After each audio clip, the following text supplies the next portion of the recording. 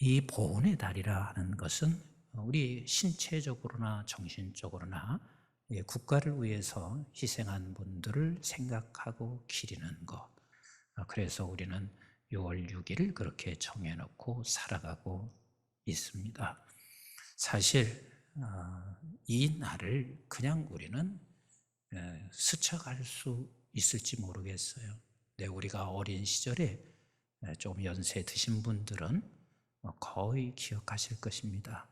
6월 6일이 되면 조기를 달고 묵념하고 그리고 또 애국가를 부르면서 그날을 우리가 늘 기려왔어요.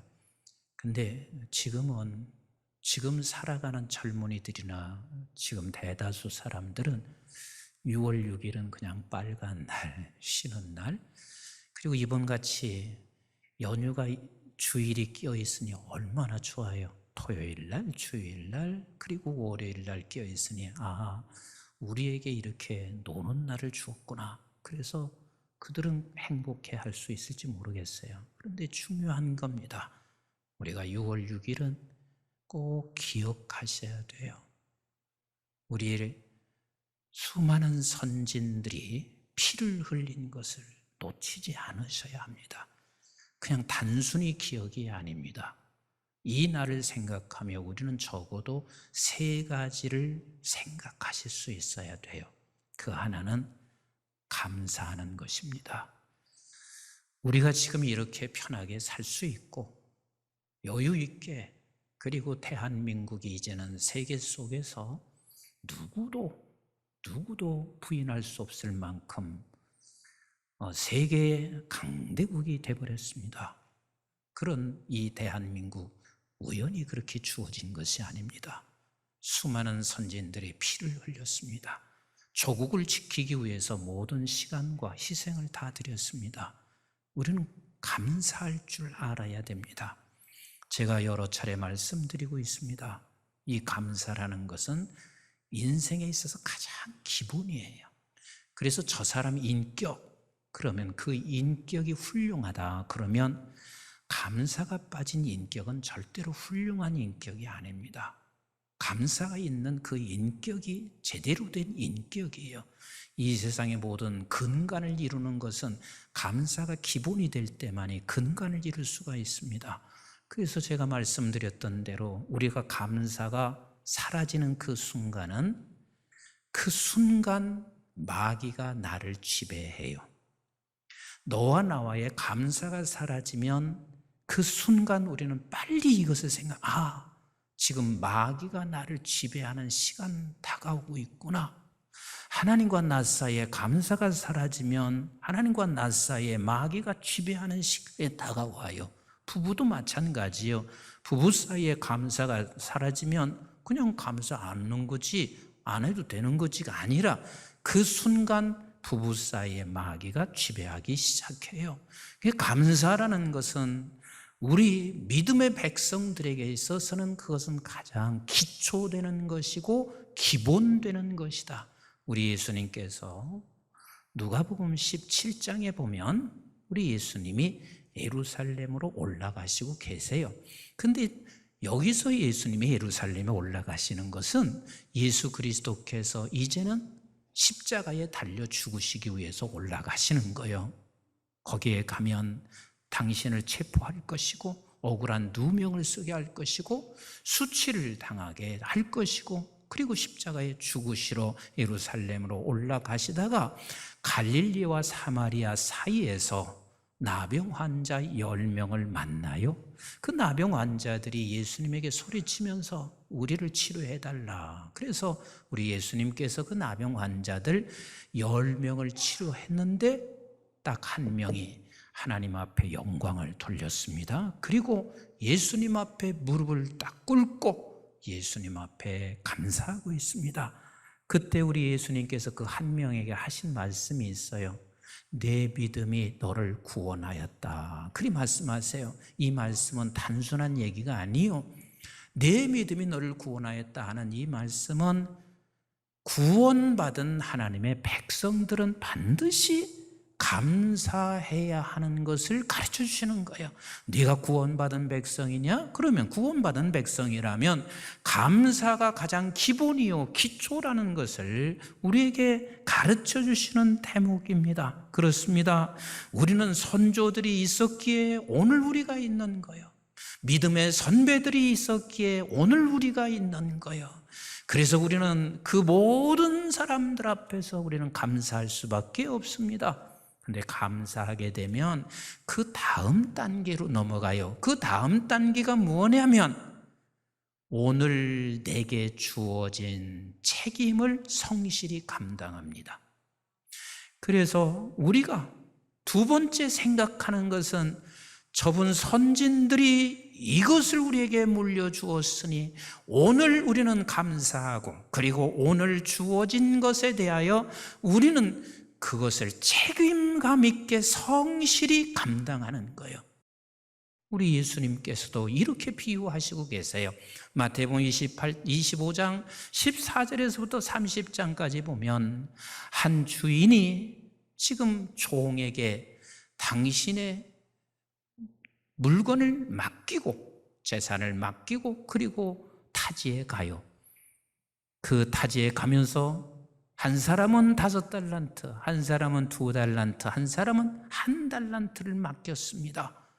그리고 나서 이제는 어떤 시간이 되었을 때 다시 주인이 왔어요. 와서 그것을 정산하게 되는데 5달란트 맡긴 자, 2달란트 맡긴 자들은 그 배를 올렸습니다. 책임감 있게 성실히 감당을 했습니다. 그래서 우리 주님께서 말씀하시기를 착하고 충성된 종아라고 예수님께서 칭찬하시고 계십니다. 그런데 1달란트 맡겼던 사람이 1달란트를 갖고 온 거예요. 왜 그랬냐? 그러니까 이가 말하는 이야기가 당신은 굳은 사람이라. 굳은 사람이라는 것은 악하고 그리고 엄한 사람이라. 이 말은 악하고 게으른 사람이라 뜻과 같습니다. 그래서 우리 주님께서 그 1달란트 맡겼던 사람을 1달란트를 빼앗으면서 하시는 말이 악하고 게으른 사람아, 악하고 게으른 사람아 이렇게 말하고 있습니다. 이 말의 뜻은 굳은 사람이라고 그것을 말한 것과 악하고 게으르다는 말은 자기를 그 주인에 대하여 그렇게 묘사를 하는 거예요. 주인은 그런 사람이라고 묘사하고 있는 거예요. 그래서 결국은 그 1달란트를 받은 사람은 있는 것까지 다 빼앗기고 맙니다. 하나님께서는 우리에게 기업을 맡기든 아니면 내가 교수를 하든 교사를 하든 사업장에 있든 회사에 다니든 목사를 하든 그 어떤 것을 하든 하나님께서 우리에게 맡겨주신 것에 대하여 책임감 있게 성실히 감당하는 자, 그 사람이 바로 하나님은 선하신 분으로 인정하는 것이고 내가 착하고 충성된 종으로 살아가는 것이에요. 하나님께서 그렇게 살게 되면 저와 여러분들에게 반드시 우리에게는 힘을 갖게 하십니다. 뭘 갖게 하세요? 그래서 세 번째는 나에게 주어진 힘을 미래의 생명을 준비하는 데 쓰는 것이, 이것이 우리가 기려야 할, 우리가 생각해야 할 부분입니다. 우리는 반드시 하나님께서 힘을 주시면 그 힘으로 대다수의 많은 사람들이 어떻게 쓰냐면 더 힘을 축적하고 그리고 그 힘을 축적하기 위해서 다른 사람을 억울하게 만들어요. 다른 사람을 짓밟게 만들어요. 사사기를 계속해서 우리가 강해에서 들으셨습니다. 한 레위인으로 인하여 결국은 이스라엘 전체가 같은 동족끼리 싸움을 했습니다. 그 싸움을 하여 이스라엘 백성들이 11 지파가 똘똘 뭉쳐 힘을 모았습니다. 왜? 그 힘을 모아서 반드시 우리가 내가 목표하고 목적하는 바를 저에게 달성하기 위해서 11지파가 모였습니다. 그리고 베냐민 지파 한 지파가 결국 싸우게 되는데 거기서 3차 전쟁이 일어났습니다. 첫 번째 전쟁, 두 번째 전쟁, 세 번째 전쟁에서 결국은 어떻게 됐냐면 베냐민 지파가 완전히 전멸했습니다. 씨를 말렸단 말이에요. 오늘날도 똑같습니다. 러시아와 우크라이나 전쟁, 여러분 러시아가 얼마나 큰 나라인 줄 아세요? 지도만 봐도 여러분들이 아시겠지만 여러분 여기 동쪽에서요, 저 서쪽 세인트 피터스버그까지 가려면은요 밤새 24시간 기차가 가는데 열흘 걸려. 하나도 안 눌리시네. 24시간을 열흘 동안 가는 거예요. 그런데요, 그 땅이 얼마나 넓고 얼마나 좋은지 6월과 7월 달에 지나다 보면은요 그렇게 좋을 수가 없습니다. 그러면 됐지. 왜 우크라이나 땅을 저렇게 힘을 가지고 짓밟냐고요. 1994년도에요 러시아가 우크라이나 땅을 독립시켜주고, 그리고 이제는 우크라이나가 그 국방을 만들어서 자유롭게 살 수 있도록 하는 조건에 우크라이나가 170개 핵무기를 가지고 있었습니다. 세계 3대 핵무기 국가요. 그런데 그 핵무기를 전부 다 러시아에 돌렸습니다. 그리고 그들은 비무장이 됐습니다. 근데 세상에 그 어마어마한 큰 힘을 가지고 어떻게 하고 있냐면 우크라이나를 지배하는데 세상에 그렇게 비참할 수 없어요.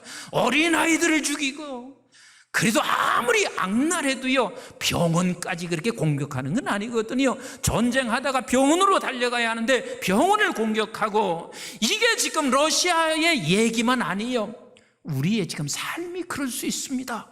나 하나 살겠다고, 내 목적을 달성하겠다고 남을 짓밟고 남을 죽이는 일을 아주 너무 쉽게 자행하고 있습니다. 지금 이스라엘 백성들이 그리했습니다. 그리고 나서 보니 승리하고 나서 저들은 이젠 하나님 앞에 번제를 드리기 위하여 미스바에 다 모였습니다.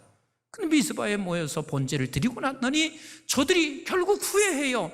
아니, 왜 우리가 전쟁을 해서 내 동족인 베냐민 지파 하나가 완전히 전멸됐으니 이제는 더 이상 저들이 씨가 말랐으니 어떻게 해야 되냐 하면서 그들이 의논하기 시작해요.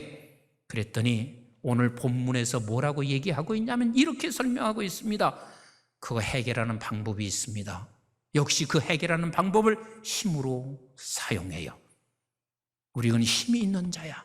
가만히 보니까 이번에 미스바에 모이라고 했는데 안 모인 사람이 있더라. 야베스 길리앗에 사는 사람들 한 사람도 오지 않았더라. 그래서 저들을 다 죽이자 해가지고 용사 120만 2천 명을 용사를 보내서 초토화시켰습니다. 그래서 다 사람 죽이고 심지어는 어린아이까지 죽였는데 살린 사람은 누구냐면 400명인데 그 400명을 한 번도 결혼하지 아니한 처녀들만 400명을 딱 놔뒀어요. 왜? 그 400명을 가지고 이제 베냐민 지파 대를 이어가게 하기 위해서 그래요. 근데 어떻게 남자가 남아있는 것은 사사기 20장 47절에 이미 봤는데 아마 기억 안 날 거예요. 사사기 20장 47절 한번 보실까요? 시작. 베냐민 사람 600명이 돌이켜 광야로 도망하여 림몬 바위에 이르러 거기에 넉 달 동안 지냈더라. 그러니까 다 죽고 600명이 림몬 바위 틈에 숨어 있는 거예요. 그래서 400명을 지금 살려놓고 저들이 이렇게 외쳤을 것 같아요. 지금 같으면 마이크를 들고 그 림몬 바위 주변에 딱 서서 얘들아, 너희들 다 살려줄 테니까 나와라. 그리고 결혼할 여자도 지금 다 마련했으니 나와라. 아마도 그렇게 했을 텐데 그때는 확성기가 없어요. 그래서 모든 백성이 소리를 쳤을 거예요. 여보시오, 숨지 말고 나와라. 베냐민의 대를 이어가게 할 거야. 그래서 저들이 600명이 나왔습니다. 그래서 400명과 결혼을 시키게 되는데 그래도 200명이 남잖아요. 그래서 200명 남는 것은 어떻게 결혼시킬까? 그것은 다음 주에 하면 돼요. 결국은 힘으로 모든 것을 다 내가 목적하는 바를 이루고 그래서 힘을 더 쌓기를 원하고 있어요. 근데 우리는 힘이 우리에게 작은 힘이나 큰 힘이나 주어질 때마다 예수님 방법을 쓰는 것이 생명을 살리는 것이고, 그리고 결국은 그것이 미래를 준비하는 것이라는 사실을 놓치지 마셔야 돼요. 누가복음 9장에 보면 우리 예수님께서 제자들을 불렀어요. 그래서 제자들을 불러서 이제 너희들이 전도여행 떠나라 그랬어요. 근데 전도여행 떠나는데 예수님이 이런 말씀하시는 거예요. 먹을 거 가져가지 마. 두 벌 옷 필요 없어. 네가 가. 그랬어요. 그럼 우리는 이렇게만 생각해요. 우리 예수님은 두 벌을 필요로 없대. 그러면서 목사님 옷 사주면 안 돼. 목사님도 두 벌 옷 가지면 은혜가 안 돼. 그렇게 하지 마셔요. 그 뜻이 아니에요. 옷이 없고 먹을 게 없어도 내가 너희들에게 권능과 책임, 너희들이 그 일을 할 수 있도록 능력을 주겠다는 말씀이에요. 그래서 곧장 저들이 떠나서 어떻게 되냐, 전도할 때마다 병자가 치료함 받아요. 그럼 치료함 받는 사람들이 먹여주겠어요? 안 먹여주겠어요? 대답 않기요? 먹여주겠어요? 안 먹여주겠어요? 먹여주지. 치료함 받은 사람이 안 재워주겠어요? 재워주지요. 그러니까 너에게 내가 모든 권능을 주겠다. 그래서 가서 전도하는데 병자들이 다 치료를 받고 있어요. 근데요, 그 말씀 바로 다음에 헤롯 얘기가 나와요. 성경은요, 이 말씀을 기록하는 순서조차도 하나님의 성령의 영이 개입하세요. 곧장 헤롯 얘기가 나와. 헤롯이 그것을 바라보고 두려워 떨기 시작해요. 그래서 우리는 힘을 모아야 돼. 왜? 우리가 저들이 힘이 세지면 우리는 죽는다는 사실을 알아. 그래서 헤롯이 두려워하며 어떻게 하면 이것을 우리는 막을 수 있을까? 그런 고민에 차 있습니다. 그리고 곧장 오병이어의 역사를 일으켜요. 오병이어, 엄청난 역사를 제자들이 보았어요. 그럼 여러분들에게 물어보겠어요. 제자들이 지금 얼마나 흥분될까를 생각해 보세요. 엄청나게 흥분됐을 거예요. 이런 능력이 우리에게 힘이 있고, 그리고 예수님이 오병이어의 역사를 나타내는 것을 보니 이제 우리가 이 세상에 살아갈 맛이 생겼어요. 힘이 생겼어요. 그 찰나에 우리 주님께서 곧장 이렇게 말씀하세요. 얘들아, 세상 사람들이 나를 누구라 하더냐? 그랬더니 저들이 이렇게 말해요. 어떤 이는 세례 요한이 살아났다. 그리고 어떤 이들은 엘리야라, 어떤 이들은 선지자 중에 한 사람이 살아났다라고 이야기를 해요. 그때 너는 나를 누구라 하느냐? 주는 그리스도시여 살아계신 하나님의 아들이세요 라고 말해요.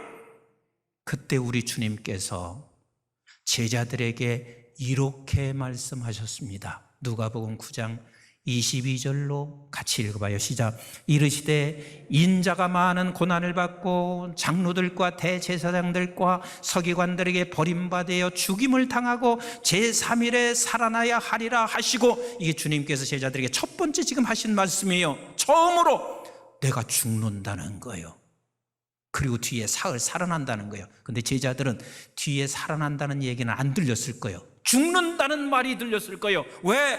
예수가 죽을 수 없어. 저런 능력자가 어떻게 죽을 수 있나? 그리고 저분이 죽어서는 안 돼. 우리는 더 힘을 키워야 돼. 근데 주님은 그렇게 생각하고 있는 제자들에게 내가 죽고 사흘 만에 부활한다. 그리고 나서 23절 시작. 또 무리에게 이르시되 아무든지 나를 따라오려거든 자기를 부인하고 날마다 제 십자가를 지고 나를 따를 것이니라. 이 말씀의 요약은 그렇습니다. 너에게 권능이 있냐? 너희가 힘이 생겼느냐? 그러면 그 힘을 더 힘을 축적하기 위하여 다른 사람을 죽이는 자리로 가지 말고 그 힘을 죽는 자리로 가라, 죽는 자리로 가라. 이 죽는 자리라고 하는 말은 아버지 하나님의 말씀 앞에서 내가 죽는 자리로 가라 라고 말씀하시는 거예요. 그랬을 때 하나님께서 이 미래의 약속이 주어져요. 24절 시작. 누구든지 제 목숨을 구원하고자 하면 잃을 것이요 누구든지 나를 위하여 제 목숨을 잃으면 구원하리라. 미래의 생명이 우리에게 보장되는 약속을 하세요. 사랑하는 성도 여러분, 그런데 죽는 게 만만치가 않은 거라, 쉽지 않은 거라. 그래서 우리 주님이 뭐라고 말씀하시냐면 내가 보혜사 성령을 너에게 보내주마. 절대로 이게 불가능한 걸 주님이 아세요. 그래서 예수님의 제자들이 예수님께서 부활하시고 3번씩이나 나타나서 그들과 직접 대화하시고 먹을 것을 같이 먹었어요. 그럼에도 불구하고 베드로는 어디로 갔나요? 다시 일터로, 다시 바다로, 다시 고기 잡는 업으로 돌아갑니다. 그런데 저들이 성령을 받았습니다. 성령이 들에게 충만해졌습니다. 여러분, 이것을 그냥 스쳐가면 안 돼요. 그리스도인들에게는 반드시 성령 충만을 받으라 말씀하시고 있어요. 이건 선택의 문제가 아니라 받으라, 성령 충만을 받으라고 말씀하시고 계신 거예요. 받아야 돼요. 받아야. 그래야 그때야 비로소 내게 주어진 작은 힘이든 큰 힘이든 죽는 일에 쓰는 거예요. 죽는 일에 썼을 때 죽는 일에 내가 죽으면 결국은 생명이 살아나는 거란 말이에요. 생명이 살아나는 거예요. 저희 교회에서 늘 비전이 한국의 시대를 준비하라 그러면 여러분들이 333 비전 그랬습니다. 근데 한국의 시대는 한국이 하나님께서 반드시 세계 속에 우뚝 세워주는 것을 나는 믿어요. 그 333이 뭐냐면 2012년에 우리 교회 재적 성도가 10,000명이지만 실제 출석하는 사람은 3,200명, 100명 이 선이었어요. 그래서 내가 그때 결국은 우리가 살 길은 하나님께서 힘을 주실 때 예수님 제자가 되는 길이야.